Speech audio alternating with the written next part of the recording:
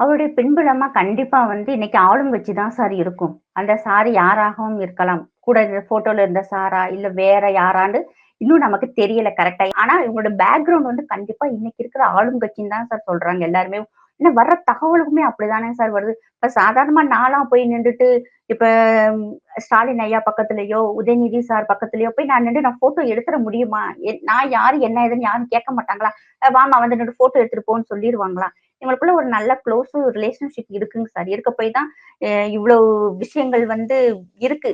இந்த கிஷோர் கே. சாமியெல்லாம் ஒரு வீடியோ போட்டிருந்தாங்க. அதுல எல்லாமே ஒரு பக்கா டிஎம்கே காருக்கு உண்டான எல்லா இதுவுமே அதுல இருந்ததுங்க சார். எல்லா ஃபோட்டோஸ்லயும் இருக்கிறாங்க. இந்த ஆட்சி மக்களுக்கான ஆட்சியே இல்லங்க சார்.